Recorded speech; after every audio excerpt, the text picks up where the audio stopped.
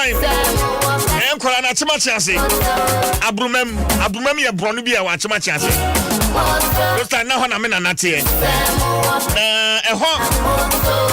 Ene ekosi bronya dua no. Awana wasi bronya dua pen. Musi ni saying, betrasa na beka. Musi send esi bronya dua bra. Awana. Oh. Small boys are young.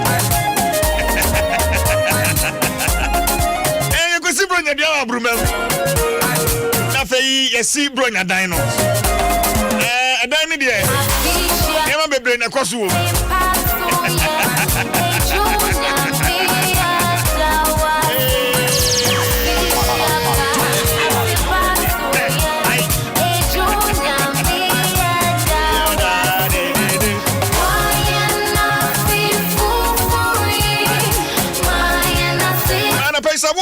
Breakfast from Kokra. Milo. Intrinsic goodness of Milo. And I'm eating one dance here actually way. I'm holding a wumupa. And a pa abofrano enya Milo no more. A boab of frani the mooning in a good diem, a bisuem. Rama Najunimubi and no pemo ayade. Milo contains micronutrients that helps with energy release, normal muscle function, and maintenance of normal bones during a child's physical activities. With Milo, every child is an MVP. With Milo, every child is a champion. Milo, the energy food drink of future champions. Every day, Sasha's here.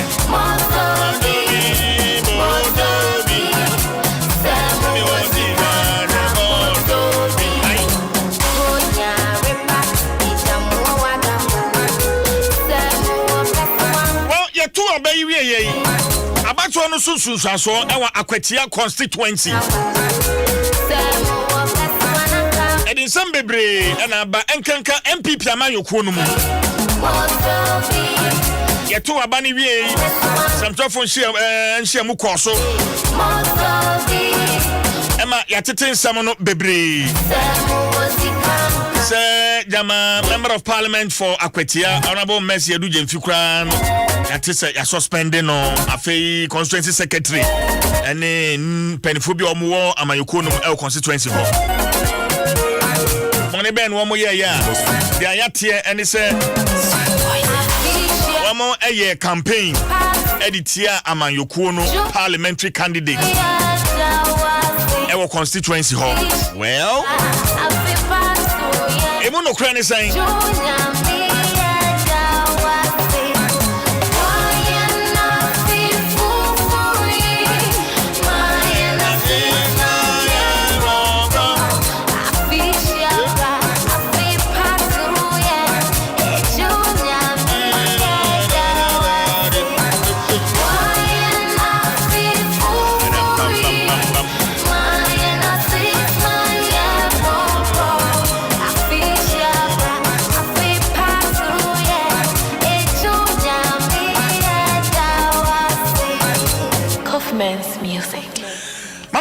So na mentwetwe enkomo oro kwadwo wusu eye Akwatia constituency organizer mamene ntwetwe enkomo kwadwo timinka. Hello kwadwo. Hello yeah otiminka kwadwo vela metonka nini awode wo hode na me Adom bako okay na me nkwache enka panifosa ofiachi eni abofono abano nke ato awie katua kwatwere baby atwere but in someone yet free Akwatia constituency and say mode sobo no aboboba me bikura kwa senior minister honorable ya Osafo Mafo ade na esi kwadwo mini ya me do ase no pay mechia etifo nyina wachia MPP4 iditione honorable NSC Okumi can say Naminku or Chancellor Yekwa. Akwatia be na Akwatia be fa into mapa efra.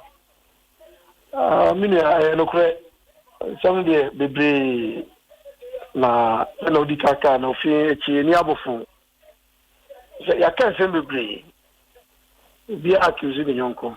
the yesterday series nti anka message telephone ene akasa yenya motre na mo me de gina ni gina e danyara etititi nsembi ene nsembi ekoso ye mpanifo e de ni die be mo was part no structures room you me a constituency organizer the form for the need mami e say no be need ma me mpanifo to say regional nationals so mini a say you anemu emu yakakra emu yakakra to the mesre senior minister there no ye fan to answer no me how kakra wo mu ne o hwe ba bia senior minister wo free achemada hello what menka hello yeah what menka for me too can network ni have kafra na me bisa se ba bia senior minister wo free any constituency aye nyina enim se wo free mu any akwatia constituency ni obeye home timenti subo ni bi enka we de wadaruma tu nikiti we tie na fi twesi ga ba sa frɛ me a tinkamin san frɛ won kofi yen san frɛ no na network no ye basa kakra yen san frɛ no nti me ne kwajo uso akwatia constituency organizer na me ne no twetwe nkomo no nkomo twetwe mebre wo ho me pese me hunu ne ewu mu ankasa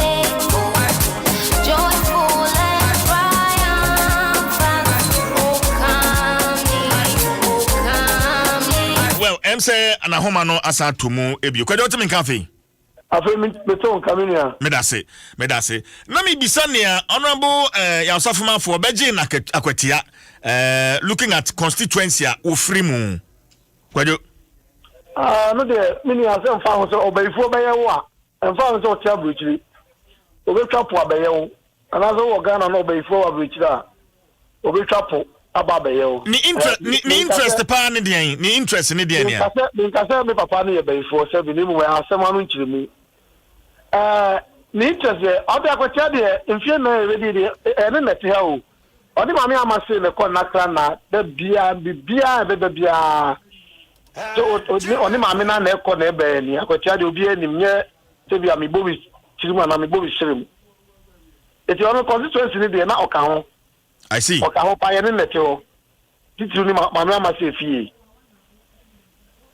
I see. Now say more tete nsembi amobo enjuso ensembe ya. Oh, I know the and I make sure you boom benefit no. But the young fellow enye ya entro answer. Ne mom, dey ejina say. I know the abo cost roba form. Nipa ya agree be suspend your money dey. Be suspend your. Yeah, mama, yeah, secretary, you poko champo kan. Hey, any nipa bi aka kan ho no de. And I'm no be press conference among for baho. Ye bobo sombo say. Yeah, mama say, esa promise ye koya olusu ye. Na party ni onu kwa ne de ya. Ne mu nko pe say, o de be na busu akonwa sebe. Awu kika se mebe, ni ye de nya obi ya o. Se me chiwe me ye majuma, me no ka say. Me bia me obi anim, e no obi anim ne me ye. Do nya de bone na meye aso mbepe ma no aduane akofie eti ade chi obi akopɛ na no aduane no so de de ne se nya meye na domo a oja ni business obedi MP no to oja ni business be di MP ji so aketua beji es gracia sabi okoye so enye mu adodo de bebre MP akwatia abakwase mu no obi bia na de wa aba wonya mfaso se ma me no obi bia ni ha aba wonya mfaso pudu mfaso twitwiri die me no ka say maslok oda board ne so the whole Ghana, no approve loans. Then you are no blame be. Esfaya no mampeni ada Roma odine kotina ekotoso. Because the constituency ni pa na wetimi aprema oprema e mom loans ni bi. About the ekoto ya 2 years. Minu ya me say ya be sos. No ma me ne de ono de sabi party ni nyame de ya. Ana nyame papa ja pade bi odi ja me. Na so nyina na ye ka ho bom. Be say amanyoso na ye nye obi nuane obi.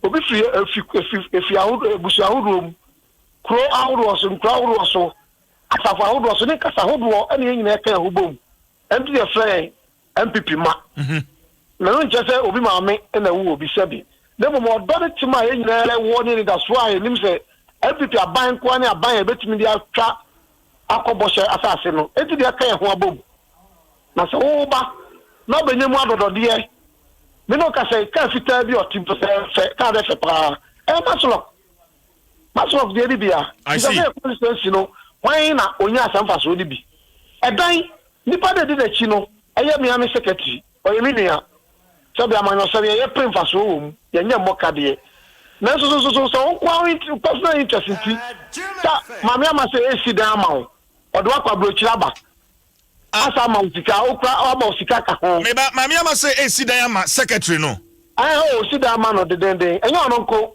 ye dia ba ma ba ko fa no jeche Kwame Jeche o si dan ama no Kwame Jeche ni hwan ono ye mama ama say me spokesperson be also ko independent no aka no ya assembly member wa kwatia one of the electoral areas Awosuya. I see. Oh, what's it now? It's only an breed day of a independent. It's something you common fund and case of Mamma dear Japadia, and my year constituency no, or no one for the baby Ashen Hoa. Or the Japadia, the bomb would be 7 years be higher. No more common fund, no, I say, yeah, a dear Emma constituency now, because of constituency in the Tuabamau. What's it now? With no money, upbreed the day. The mammy can be a say you no media because so I want small pay madama or my better quantity. Oh, let me about your community. Hello, Kwajo. Hello, me too, Kao. Online chai kakra transform meet you. Mr. Say. Abensie na o si aba omo no me kodwa metie nyame ya ni nyame ncha de obra no me so ba kakra eti me obabi abedi meti beto se me wie kura oba hedan me se business ya ye ni nyame di ma babi wa e bia ma me wa ti ase ye se ye obi ya ne mo common fund ne de ma wa fa ye ajapade ma o constituency na to abade ma hono are you saying say common fund ya de ma honorable Amase no one fund di djuma bia wa kwacha constituency mini abema meet me entutu number ni fresh me amanum na me mini nkoto biem na sebe enko ma me yefun keka me asama me kan ni sebe be gu nanimu ase ana se me yedey ne mo no kre he ko swing na ye ko this assembly I want to common fund free ye ko na ko so the common fund be bi okwacha constituency ya mini a ade o the common fund timi ye ya education office. Education. This is education office. No, see, then club office back up pen at the home. Auto motorbikes 5, and auto computers. Kakra at the car home. And no, no. Don't be any of Crabias in over to such as me. My mamma said a common fund with the way. Apart from when she, the late Dr. Kofi Asare, former MP, the never the crash here, OC ICT Center, a CBO. And I'm a Mexico painting, and also draw for a far and no sika or try, and yes, Cassetua, meaning I were completely. And I could see Honorable Dr. Kusiasa Koya, OC, clinic B, to see clinic, was see that Emma 32 ward, Emma Omo, and also open tea, a year, from the common fund. And about Benjamin, SC, Benjamin, former MP. Or also see chip compound bio kumeni abo and also mami eco penti minia penti keke no am yem bisa se den oye oba be catch us school adan bi aban si from the 1 million cedis per constituency no it e yo no there be the ono ye is a contract no mo dey man no gi man ho no ne chronics no yes our contract no enye ni sika common fund mo no di si toilet facilities si well ni say 1 million cedis per constituency. And this year, when this is for, I want to be a year, and a money will no matter this 1 million cedis near. Now, come to see cannot have the 2 constituencies. Maybe I say, here for them coach new. I don't know. I don't know how now the one about at home. It's as a contract, no. Anything that they see, or I am buying from soccer to a and only like a dear and I don't know. Okay, but from Sonia, and they make a consider say, your constituency, maame no ama yensesi fom oni enu anu akai na nya omo nko omo si omo yefu se de ya omo ka kire obi no omo yefu ana omo ni brand ni omo fozo omo nya nti maame no de okwan bia so ye ni bedi ni nyonyo. Okay, Kwadwo, but what is ekuo bi nso so wakwatia ho a omo so de sobo ebo national women organizer asema ye kede national women organizer o sim say Yes, so my mamma say. On the side, corner, cano, why any more market? Ya will be a minia catua. The also chairman, I did a chairman, a young safe for chairman, young Gunu, a chairman, young man PP as a chairman, on your family Wado, of Fatiwanchi, or what you put as any problem anymore. Kwajo jina sumame. Nana Wado. Yes, good morning. Ati saying. Adom. Na esi de na ukoti kuo, yengunu kuo, yen sign no chairman na oya chairman, yen sign the chairman, yengunu chairman, ewa kwatia. Nana yawo. Sani akwajo kan. So, let's make you for now. Na Sankan no kwajo usu from Mbung. For being about particular yen do fast. Okay, Mbungu.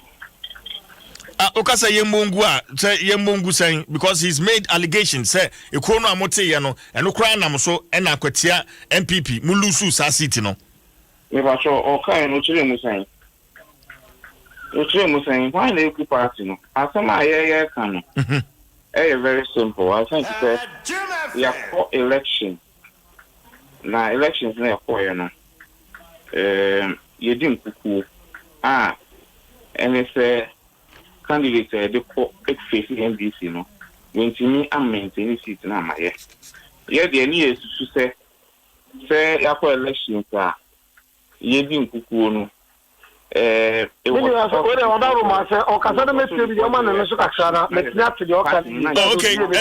Nanao yes me pacho ma one so kakra ma me se na be ya akwajo so betimi ate wonka why you mate me pacho te nka me te wonka kwajo sa wote nka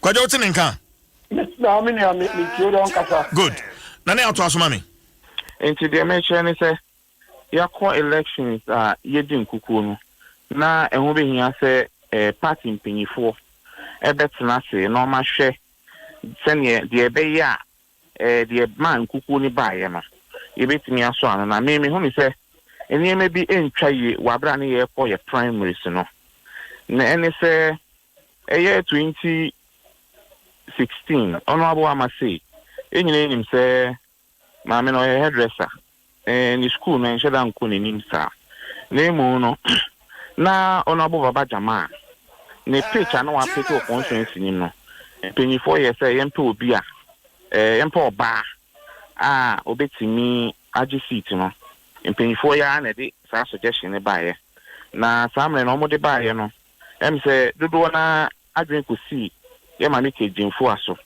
efise samre no ye deputy women's organizer inti na the popularity no ewe nim inti ye presenting na constituency na penifo gidi say obetimi akokodin agi seat na maye na woman ne kan ye no odwene ho no wentimi anko wanje peni akire se na osusu se ni school no nko enim na empo okọ parliament a ne bro for sem no ebeye problem kaka enti o decline ye na ono abo amasi samre no ye women organizer oje peni so obekọ na minwa samre ne so within 2012 2016 na sema ye king ne opposition NDC na eti akonya so ono abo amasi oni ne TC kwajo omo jombo sika minia kwajo hello ya kwajo mitie o na me ya me ntimo nkende na me pese bi bisa minia no we de wa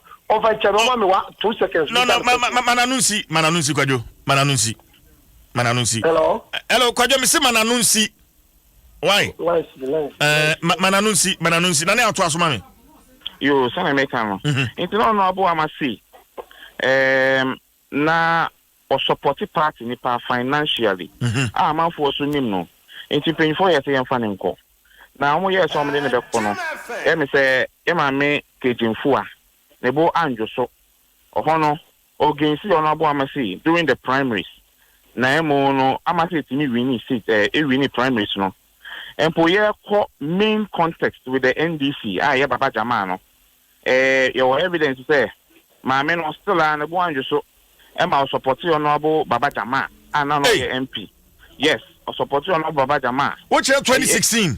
2016 election assembly yakin NDC for na ne ka kire the honorable a kind of secretary for no deputy women organizer e support baba jama e bo mo sika femu e ka kire MP for ni bi so mo 20 e ma me amase and so amase popularity ninti otimi win seat no with over 5,000 almost 600 as 800 votes and e bin si constituency ni moda no call parliament no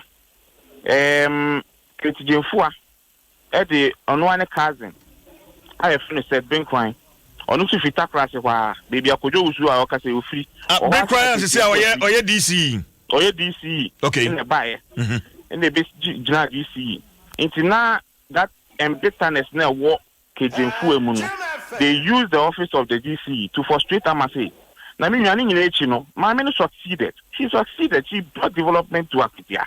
In the 2020 elections, you fast forward now. Everybody thought Amase was the candidate that make a winning seat. Of course, I'm past school need but seat I could just sit in a swing seat. If you had before for qua, you been a problem. If you Amase by the time Amase be winning second term, near prepare another candidate near Nako. Take Ketijinfua something or the Yarenes Kumidoba. Yeah, na school mini free winchi or na mini free sana kojo usu kan no kura eyampa ni nyina na efo say ya kumi oso ya MPP ni empo na wa bakra na won to constituency ni sa amre no enya akonya kasa o TV so ni radio so kakaka intikanya abotre na ma o popularity no enko nenim na constituency no enhu so be Amase be wi ni second term no na o popularity no kontu so ya de ba you bet na NDC bia no bet ma district na maye ye kan ebi mampene na the mampene ne say honorable Ketijinfua 2016 ade esi ye nti na still awai na bin say ma me ne de obetu ne fi akonya so because am le wa ba women organizer ankasa kakra woni nsem pa in fact ma me ne nyeska into your discover film into akwatia okona okoye wo search a wo dey see primaries niema mu che yesika ye che ye intimidation ene wa mining site a uni Ketijinfua etu ni abeju site fu ntem no kwa ye ko stand to bi so ko se obi tin milia o ka hello see kwajo nan kan pesa na nusi mana nusi janso na tie mana nusi it's about allegations of making the dust you know em say 4 votes difference ye ko hwe mu no me na no ma me na fa no cry ba I was in support of Amase because you sure no beji seat na maye what you say enya ni say na ye bro parliament ye pesi again majority na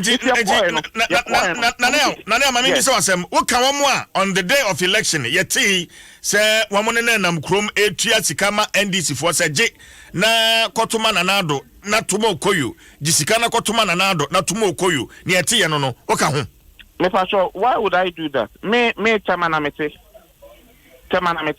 ni ejuma otema on to aba wa kwatia me to aba wa kwatia me fiachi wenchi ma to aba wa kwatia since 2004 okay why would I even go and give money to na me scan me will be scan me ni bi ya mo ya primaries across for any scam you lose what we wanted and they say the PC should help to bring unity within the party because na ma for obuefu okay if I show city FM here documentary bi ukosha the whole constituency from Wenchi to Junase Mbrewafo any ado people who started on me to my in fact even Ghanaians are almost non-constituent had the sympathy of the woman. What you say it was out there, it was a public knowledge. Okay. Adia akotia esi wakotia na nya na menua 4 votes difference no ya kwhwe mu no na coalition insisuye. The woman requested for recount. This is what the problem is. The woman requested for recount. Say yanko kan aba ni piem. Na aba kan no so no e your constitution nim. Say yakwa aba. Now feel say anko ya. This were only 500 and I think 40 votes as a day. Yakase yakan in 30 minutes kra. Ya NS kumi Japan yasan ko be me yakan. Obetru ho no. Ofre party chairman any penyufo aka. Almost say on free Hong Kong. Yeah, ya kumi. Hello. It's a recount number to the petition called constituency rate na national na ankosiaka. Nana no na ye before ba amanfo mu no. Na tie. Before ankasa no. Ma me chew mu. Me chew we anam di manu esi. Na for wanu si manu. Your constituency no. Ye chemu miensa. Fa ne say far west. far east and central. Far west, baby, a mimi free. Or why a chim or one parliamentary candidates, I on also free. Or one Kojo Wusuya or Kase organize or also free. Or one a Kate Jimfu a national women organizer, no, or one free. Or one a Kensina Kumi Kisi, the regional chairman of MPP, Eastern Region, or one free. Or one a TC, or one free. Or one a presiding member, or one free.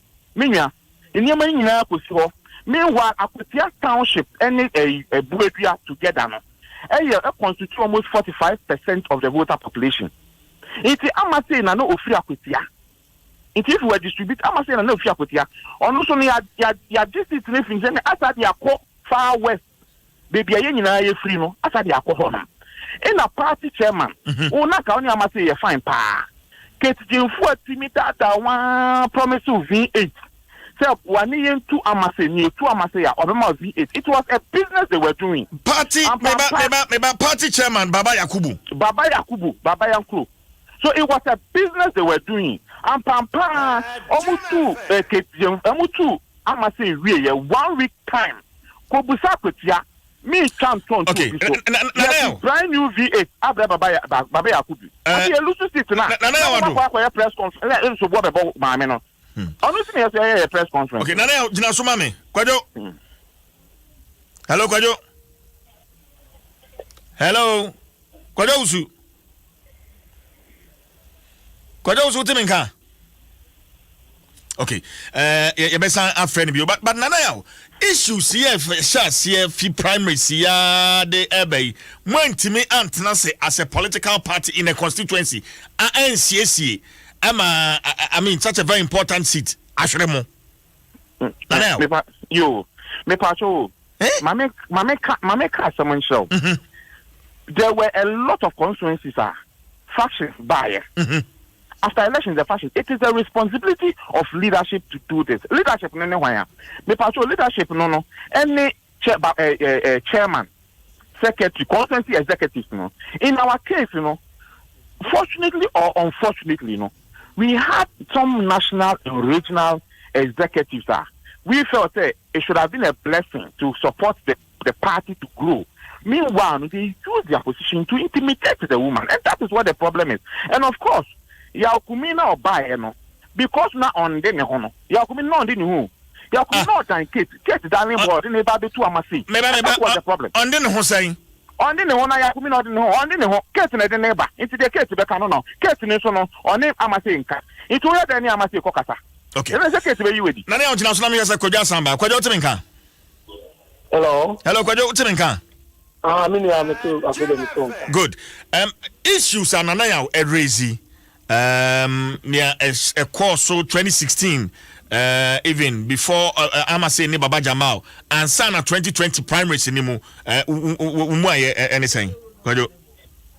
Yo mini ameda sibiu. Lance my said that ante ne kasa ni yi. Ne mu anaba ku bia formation. Ne ono ka ono ya wado bajo tinka. Meton kapa. Ono ya wado no tani.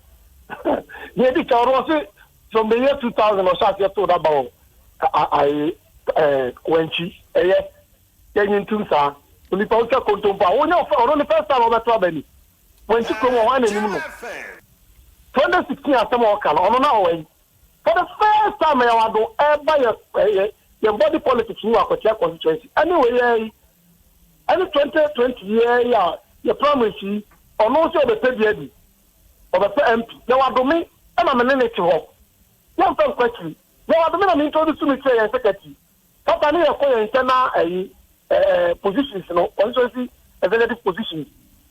Papa na wo yo adoba to na mi introduce to che mi ni na ni ni fa ba chi na oni no ekoye yin na ye. Ye ado so akwatia politics oni da na me hwem. Oto na bada ben e fa ho ni nim no.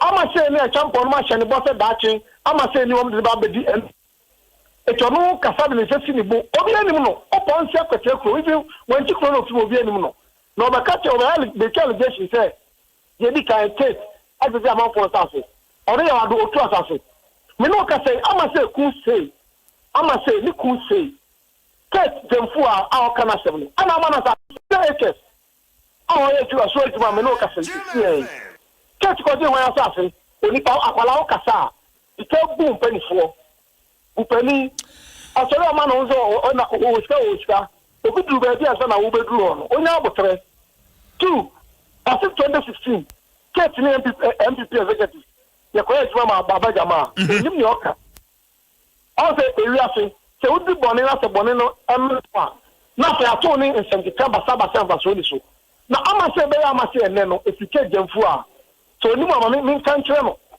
ene ye se from ame no ama se eye ketia na eri afi so bi yo papa ese obi ba bi ayo papa ye na akwa boni ama o 2016 ya keti so far so bebre during campaign time. Okay, kwado unim.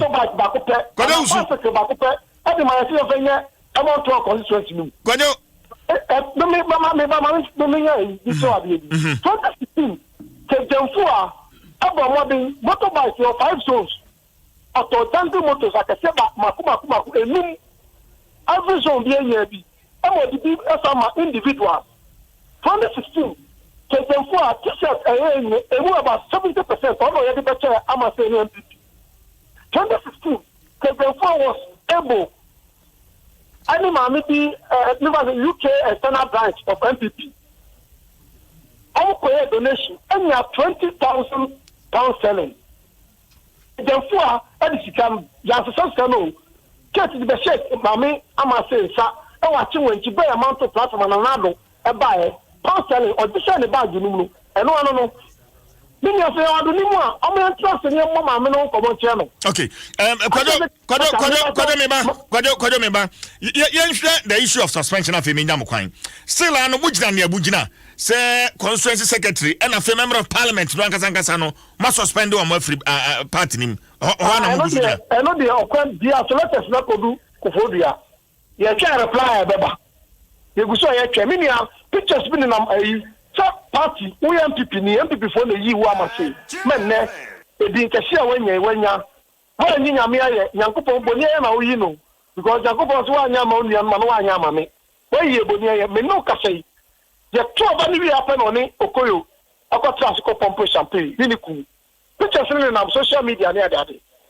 na onum se nipa na ben na no mu twa no so no na aye ebi no ya because boni o di party no and on social media nyama na mkofa bae o to ma che okoya che fita ni kwa che fita also iron combination green colors be aja omo pompe o champagne adaya okoya dinku ni mo eneso na the baba ka che mi ya ado ne say e ge ba ho chairman odi you be say the chairman let's say the chairman some mutu ka say we be make sure some good party no na mo the fa party kwado say ebia wonni mo amukuo ni din a concerned members akwatia MPP ekuo ni din no ha na ni mo fine yawado bisa akwatia kro mu nyina se nya ma say we ya bo bia akwatia even when chekro no free mu bisa say ni fine na ni mu yawado ninia 2016 party chairman no a kana se mo kana ho asem ya no but the clan ni bia to ho for them ama say from primaries this is a winning. Okay. Na sata wa na to ya wado no we. Kwade. And then no be che o say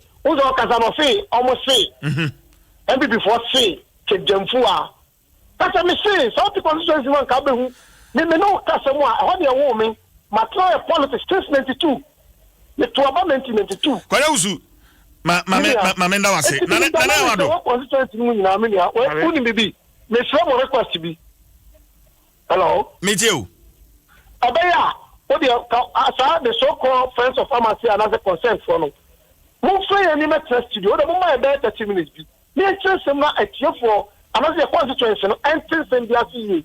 No more if a police someone say, and it's I don't know, Casano, near Champone, or I can edit constituency. No, but Yamina 20 about 4 years no, Yamitia City no, and then she have to be ready that the medical talk as a cheer for come and tell me. Yakumi musi obi anim no ana free kronum on top of when 18,000 plus obi anim no onya popular no ama bozo won to ma no 18,742 mo me do asiminia na okoyo na musi on dey na wiase nyina age npa akwatiafo nanim no onya 19,899 ana me wa 19,899 yes netino ni pa yem nim no from the amount from Peno, Obia so Yano, and amount of votes Onya sa vote no 1,239 votes and Okoro di cha then the other man NSC Okumi Debbie margin 1,157 okay yeah 1,157 and Okoyo edi cha NSC Okumi thanks for your correction if your man come to you and they are not going to be if you are saying no I know you are the naga to when no what the kind of obedi boni area na yen class on one electoral on one anymore Kodesu you know constitution constituency Kodesu mame na wase na na yawado yeah mame na wase na ye fancy ya Kodesu ya kwatia constituency organizer and afi na ya Adom so ye chairman concerned members of Akwatia MPP in the just ended parliamentary elections you know Henry Yadom Boache in 19,899 representing 51.50% and Ernest Yaukuni of the MPP and Sunya 18,742 I know ejina 48.50% margin difference near 1,557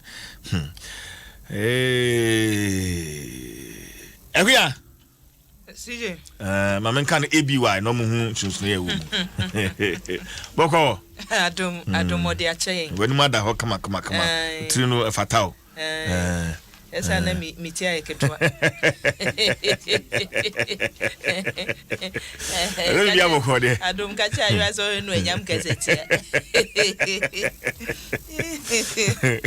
CJ Akwatia na jade Yesu twa tachere matotori a unwe na bia enti ese omo ankasa sani obi e kan de na se omo na hwehwan omo ho asifo Akwatia during a campaign no me call her twice with the Dwaso Nsem big debate ekoho ansa na Adom TV and so ballot box so mesa ekoho biu na me de many to fam ehunu niam bi me bon penifo ba ko mienu bi amane but dem so man fa na sem hia on the grounds no me hu niam bi se o man hwe ni yi a e be ye din am mo constituency ho e na abemu no wo se eni so de obia ye MPP but uni nipa me members no edidi nkomo I mean obi kwa ho no nim nipa kra me ye but ayawde wo mumu so de na omo de na ntina no mse yawde wo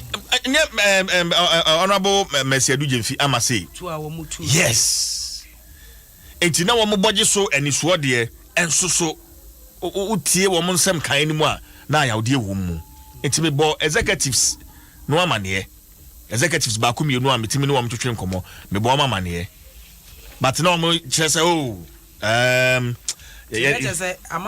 problem here ni ho sama kan amanfo no na edi yaw e wo sa kwan no so na emum nye maame amase no na no okeka kire wo mo se we ono de mene no ankasa meba se wo ma na omudi nkomo no wo pesa de wo na wo kasa no wo na ehunu se kwan ya yefa so maame ni di nkoguo no aye wo mo ya wo mo nya ya na nko no na ese wo ba ene wo manya ne senti ehu yawde na emom na nye maame no na nam o ka kire wo mo se mokọ amonkoto skirt and blouse ana Debbie ne wo kwate ye no me you so asam na wo kana ni investigations wo ye omu akwatiafo hia pani a wode ne na besi fom aka kire wo se eye muntwa bibia so ni ebesi anya asi awie ena mimi hu ne se pani so anko betum de ne na esi fom no ena ese wo mode no afra na ya asafo mafo se wo no su teki sai se wo mu eti empanimfo so mpese sa seat no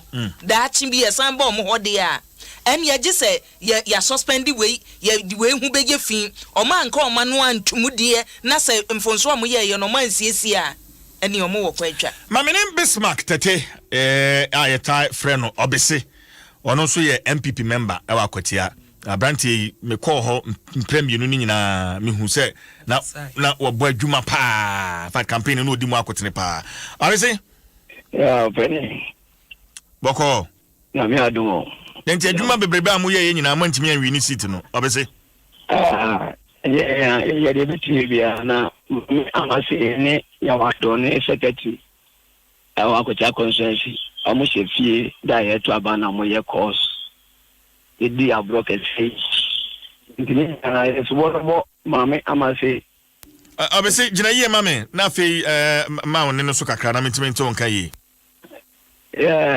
na be say subo ni na le bo mame amase ona ma sa to be mi na aba oni ne nkro for eternity amushi na mo yakos na ye to aba ka mama mfu na bu bi amko store and you decide mama dey usa why now so chesika manti ho ni ye mame amase oni ne nkro for amko store and you decide man and I go to food and you decide man no mo matalu amokista no symbols and amatalu no aba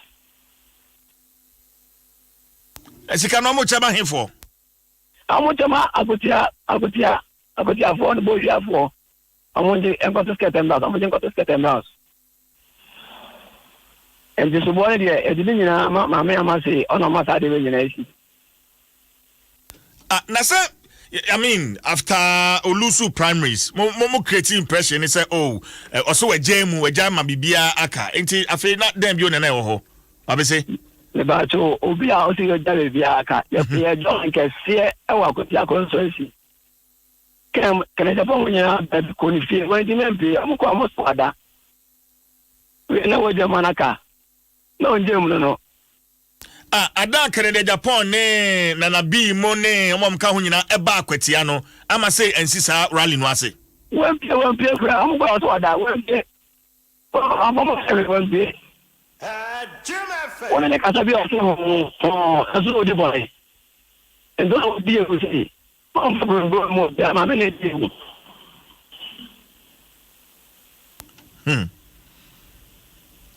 ebi de sobo ebo maame kejimfu a ba cho ono de edimo ye bu akute ko so singo eni de no e de sobo de mo fa mo ko lo de edimo ye no edimo ka sie pa no bo ye nyine tu ana mo e de sa sobo de mo fa mo me ko ana ne sa fite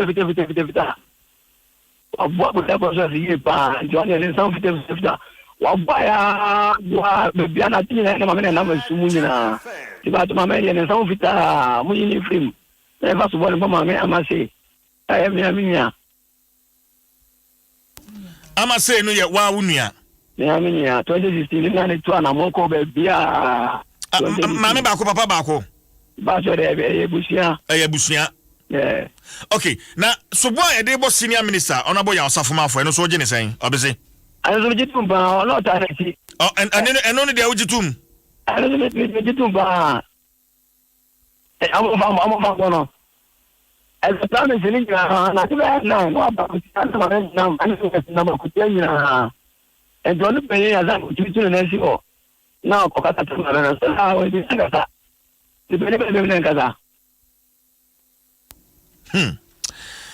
Obviously, my no senior fancy. It's a wedding come on. Why? Okay, Bismarck Tete, a MPP member. Na the entire no train sound come a relationship at that one. Honorable Mercy Edu Jemfi entem entina me de no eba asam komo yi emu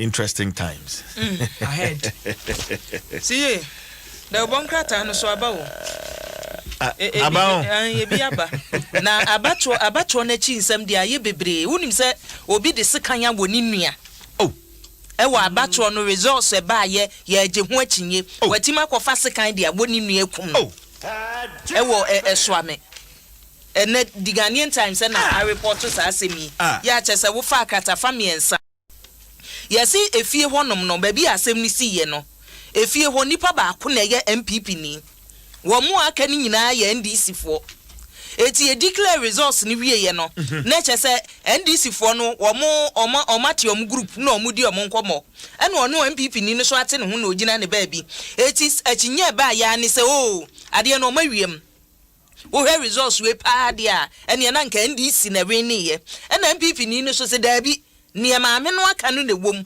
eti yesi we de ye ne yarin we de ye ne yarin ena ne oye MPP ni na wa yesi awa asade ne ka no omudi bomu ma abusua ne pataye eti awa ate wono mo asade ne tu no ne yeso osa akofa asekan eti ni nua ye abone maame baako ni asam no ni ehu ni o maame ko papa ko amidu ena awa akofa asekan na midu ne yefunu se twa wakum no ebe wakum no eti aprosifo ye woso ame akere no ya chese ni nua ba Aisha yo de asemi tu dwane chese kpono ankasa kora no ne ho adwiri no wose no onim se ya amanyosem akinye o se no onim se awa abuafua betumi akofa sekan amanyosem ya awa America say se posukura wo menya bi o ni ya warin posukura menya bi wakum nua wo ho emra so wo magimu nti aprosifo ache no ena asam foforo wo ha sei na sei kura de si ja asem ya se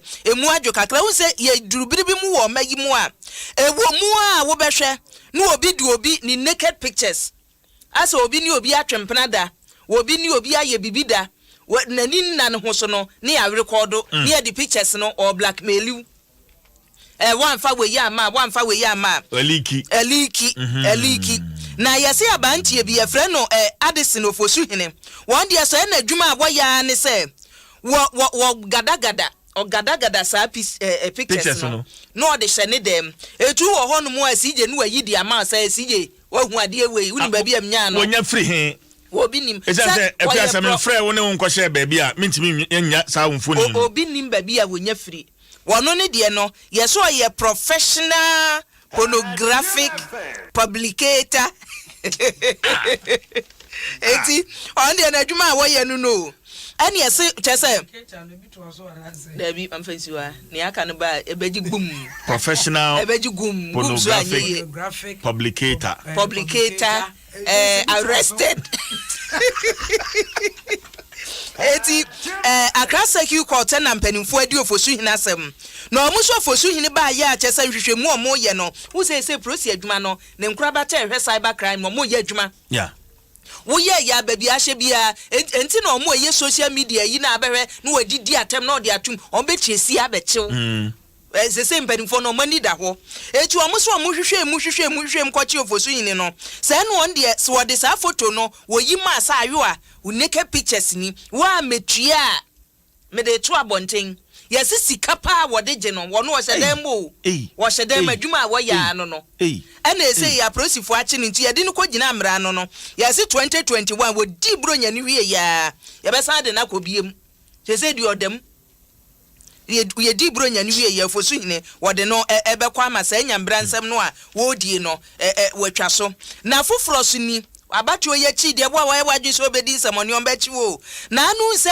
keta MP ye omayi no nipa bi so kwoto hye no so eko prepra no ko bro no wo hono na eno so ho asem yese ya chi konfo baako ena Nigeriafo mienu konfo baako Nigeriafo mienu omu nyina te papa ne bro no so na sa hisem na ye woni o na de yenya yi obi MP no de a obi na kan say anam ka ordinary Ghanaian na nam pesam chese e de enye dipa wonye ordinary Ghanaian bieu yayi no se MP a wo be kom na hye bedwam eti sa wo bu na enyo so a kwanye a wo fa so a mokoboro no aprosifo ache sa nipa mien se yesi ebi so adwane ya omugu so ehwehwe wo eti na Ghanaian Times wa ma ye hu omu edi nsamoni a ye kire wo nyina no na ne kurakura mu no yesi amanyoku maako nsia siye ena o maka bomu o ena o mato nkra mama mpani dada John Dramani mama se wonya ne wo ye bia na o masumye ma wo mayimu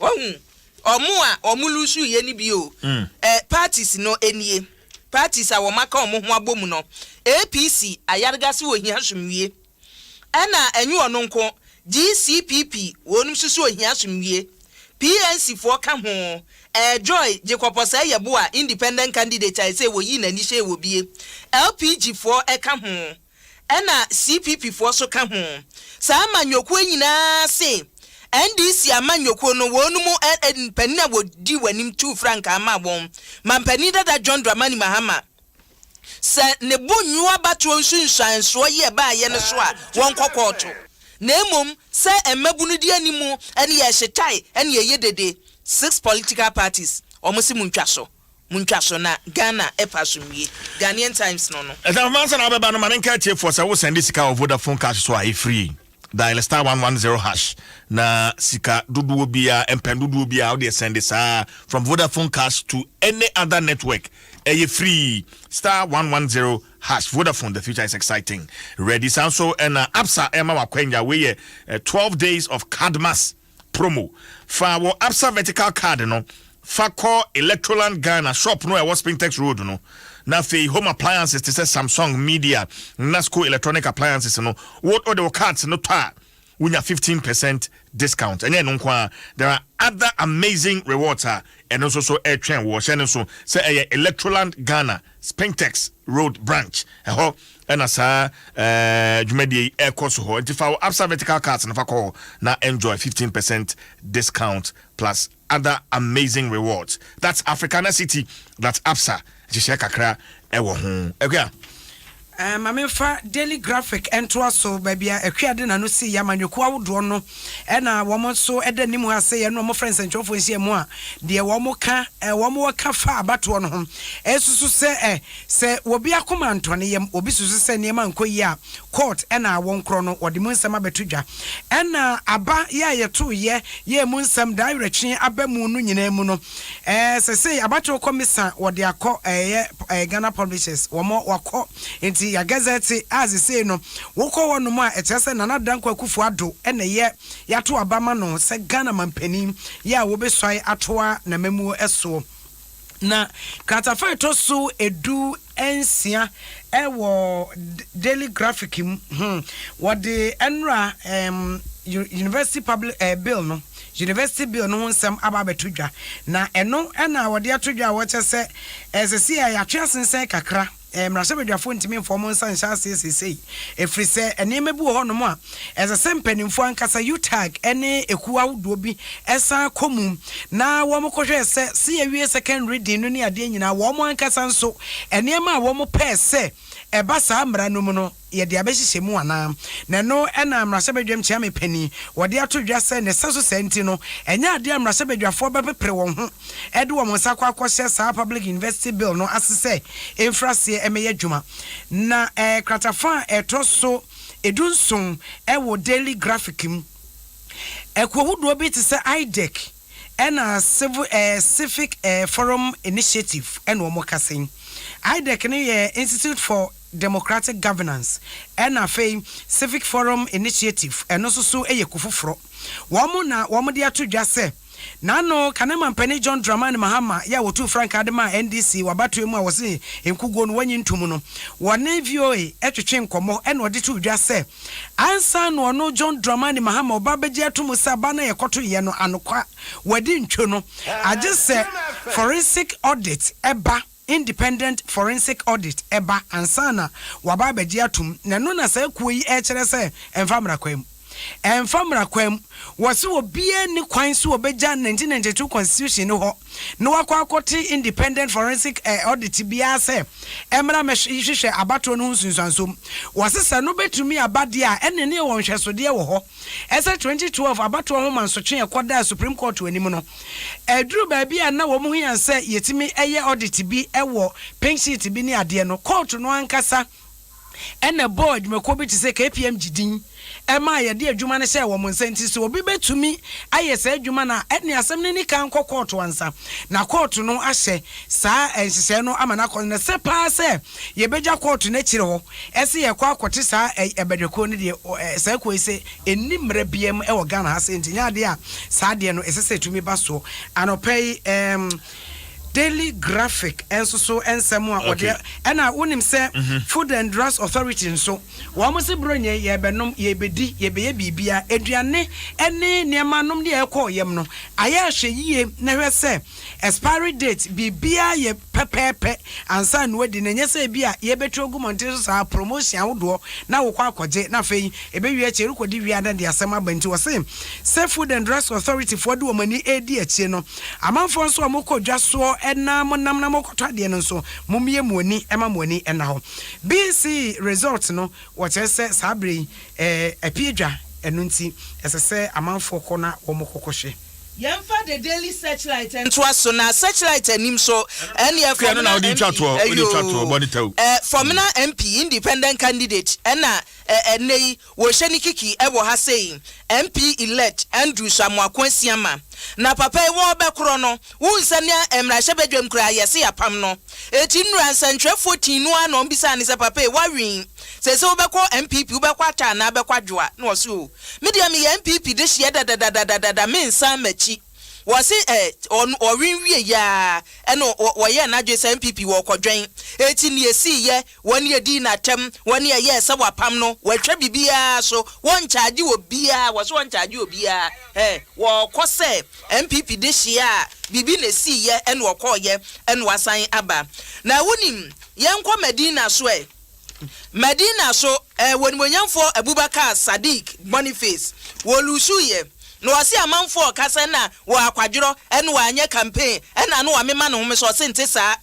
enti ne saa nipa empim maduana miensa MPP supporters o man kwoto aba no wo so man kwoto aba ni nti no lusu ye eti mu amo kasa ene wo anye campaign ena na wo hyefie no enye no kore wo ye campaign nenso o man meto aba yenwie wo garu su so mo si DC insi form if so yes abotie this is one sin nansi china was one sin nansi china wo if is asem anipa e wo garu wonum di achecha no so wono en wo sabotage chese emrahye badwani awanwe no se nya no kore emrahye badwani no atem na no ya wose baby obegina bia ne wo abeka no wotim di watem horowa etu ono a wo hwe patata kremu se papa wo mma wo bewe eti wo wiwie ya mo be ka chen se wonu mum na sabotage no me be sie wi se mo de ya yiro enra so se ayi pon kataman so ho hopsi adore ne DC no enra nwumre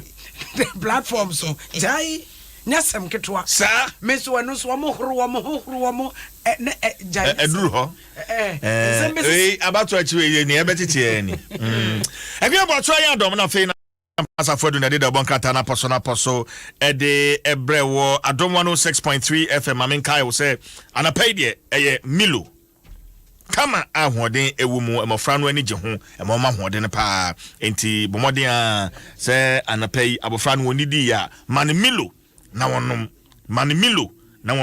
na emwa ni nwinimu nompemu enyedin mbie na adwenimu. With Milo every child is an MVP. With Milo every child is a champion. Milo, the energy food drink of future champions. FD Association Sankrai Boom Ajatumu say a year. Graphic enya 70 years. Graphic enya 70 years. Nisenti we a year graphic at 70 loyalty promo. Graphic at 70 loyalty promo. And yede bro. Yes, we answer. Just send a screenshot of your daily subscription of Daily News Plus to attract points.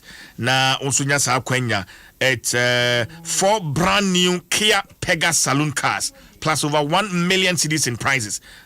When you know, betimi aya wo chefa enti shene so o build the point no ano na achade no ana wo ben hono dial star 706 hash na join it na fi start a build it point. Graphic at 70 loyalty promotion in lalafuel.com and wo mo de wo ho abata graphic na fi Rana Motors and so account. Well, my main twin komwe na fe miwia Mrantia no emfa sports no embrabachane so na post Vivo smartphone, stunning design, superior quality, Pan-African savings and loans, Bell Chapman, Duraplast, where Duraplast goes water flows, latex foam, your partner for life. Vodafone, the future is exciting. Ready? And Agbeve Herbal Center, where I see your Madaroma, and the Bon Kratano, Naposo, de Ebrewo,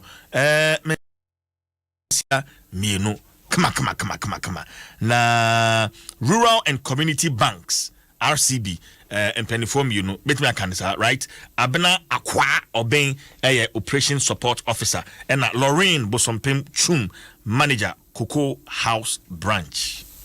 Good morning. Good morning. Abomako. Mintanya ma how say ma minyomu nyina eni o ma na ye adwuma ha, but I'm seeing different faces. Say bibia boko de. We are ready for the Christmas anamebwa. Is that atwa baye de bro nya no ana ye hwe animu, but say you can't foreign remittance services are eye brofo me na na watch match ase obeti ase sen me sha ase abna. Okay. Abna. See, I can't foreign remittance services now. Say sika, ubi free amanone, ebe mani sika, edia buy memo. Now your foreign remittance service no, ibine Western Union, Vigo, Unity-Link, Ria, Express Pay, and I sound so a beer, ye go so young with Juma, ye be dead, etri. To say, Brunya Ebebe na Mwafasi bi ewo UK and Canada no send me sika. Mbia obeti media fa mama mesaka sika no eno abobos we. Oh okay. Enti hefa potin na sika no was send or friends was send ya. Me kwaji sika no we hen. Lauren. Apex Bank any raw banks no your own cravata bebre. In crying had the a kai by microphone kakra mama. Yeah. In crying had the Apex Bank obeti me agi wo Ridge and Cocoa House. Okay. But your regions ni nyina so nti obeti me akwaji wo baby ye wo Kumasi, Takrade, Cape Coast, baby bia and a raw banks no so ye should place you almost strategically wo Ghana fane nyina. Okay. Send ebe ben receiver bia nia okwaji sika na ye friend receiver na ye friend customer. Okoji scanzi easy kwa baby bia obehu raw bank bia na Apex Bank sign bia obia obetimi akọ no akọju sigma kama I see abana manya ne ntie se remittance service na yo ma hodo mienu mienu ne de ehia ba ko ye se obekọ wankasa obekọ na wewura sika krabia ho na wakọ akọju sika ba ko so ye se ye de beto account mu ama o e sika krabia o save wo ho no. Second one or the idea would better account mon and edi be na baako anamienu esan says say share a udin and a wo account number e hwe say sika ban e wo de ampa and na e friend bi say KYC na say ni nyina ansa na de sa sika na to account mo but the edi kan baako ne de say wankasa wokọ ni say osuma obi a wankasa say wokọ or the ID card okay akọje sika no okay Lauren odi kakra beka ho ana cash to your friend cash to cash and cash to account or cash to bank deposit send ya abna church mu no cash to cash na say wakojina counter ana sika kra bia na oju sika and account ne che say send and say mo fanto abna account mo mami no okọ straight to na account no akọ yini sika on share ID card bia and okay nti no say no kuta ATM cry no an say okọ ATM na fe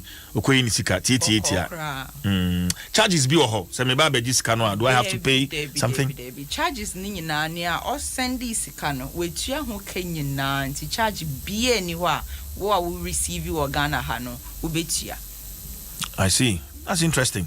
Very. Emuye. But abna me beji sika no information ben ene sese me deba ansa na me saka me sika. Abna. Okay. Oba sese odi nipa manu sika no. Me fia ma no neba nipa manu sika no. Sese odi ni din ba. Ena kura ofri so deba. Ena sika no de ma no so. Ena e was special code be friend pin no. Eno so sese odi ka ho na odeba. Na ID sa ye hia ye voter ID, national ID or passport and a SNET card so but say we yet need dia sa IDs we na be here na say we ho dia as a Saudi international passport eba na be sika no okay I see but sika no you send me pounds na margin Ghana ha you send me dollars and euro na margin Ghana ha conversion rate no as say abna Jumakuo no ni Bank of Ghana yen hwehwe say omo rate no omaka omabom nti no sometimes it depends on Jumakuo no ni Bank of Ghana no na say Bank of Ghana rate no for that day no ene editua ni pa okoji sika neka oh okay yeah Lauren Bank of Ghana nhihye chere say wo je money transfer wo Ghana ha dia yetua no wo Ghana cedi okay nti yentimi ntua wo any currency BM J Ghana cedi nti enfa ho ni sika no dodo cedis na mo de be ma me na ye de be ma wo okay conversion rate no so sene abena kan no ene Bank of Ghana atena sia ye nhihye ni a ebe boa customer no eno ne ye convert it to ne de amount come on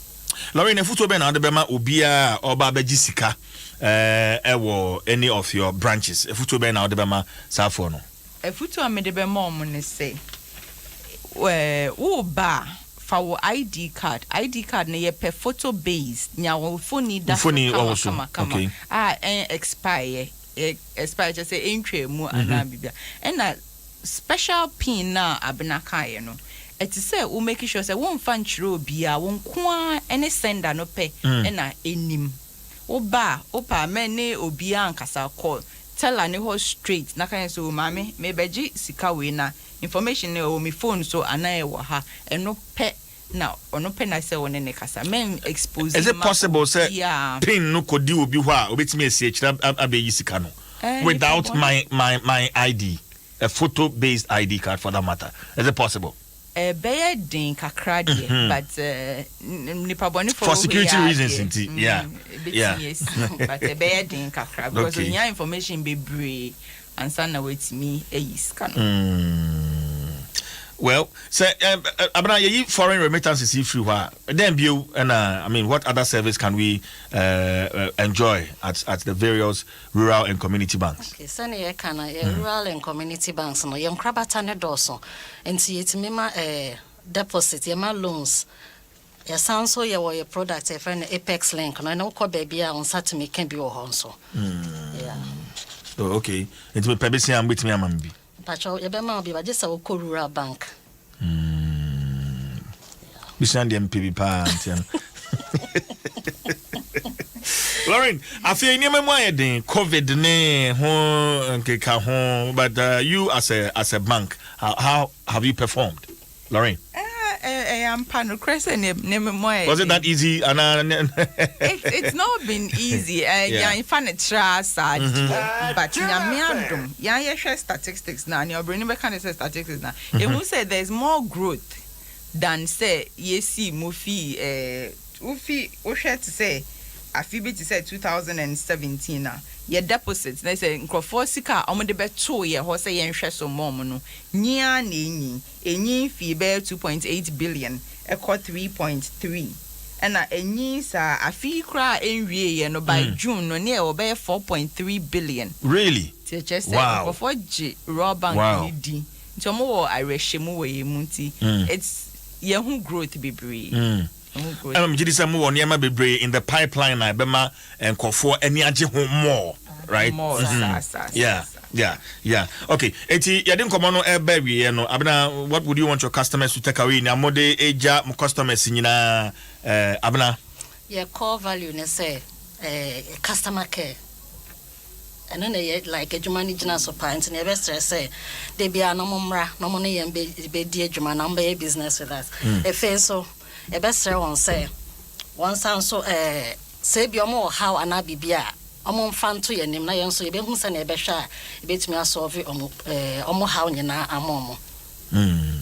Okay, but in the various communities are more operating no say near maybe or community services be amoye at the support the various communities. Lauren Anna yeah interest pa education and healthcare. Okay. It's support education in the various communities and our work rural banks ni be building schools near there ama or catchment areas no and COVID time by obeshe na rural bank be acquire donation ama hospital way be call CSR there ye no education and healthcare and na ye believe in. Oh, okay. And to much you see some of these clinics and school blocks in the idea. Rural communities rural banks no actually they are placed such that the impunto ebeba baby are more pretty will be that's the core aim to establish rural banks Ghana. Right, Abna we'll find out words. Nah yeah, sorry. I say yeah rural and community banks no any your customers na official pa afeda sese no ye hope say bibia ba ye fine ya san tumpon ayo ye dwumadie no. Lauren ye mom official pa yes your mom bra no mom beje o remittance we banking halls so easy cra one check ye NICU tin be about baby so abeka say watch your banking hall if say raw banks ne wo baby bia wo Ghana for name hanti udu hwa na etua won tem so kra. Well, mame na mase na komo no ya ka no yento aso wa kire ho. Besia no ho no ehun hia na eja de ahwe how far. Thank you very much for coming. Thank you.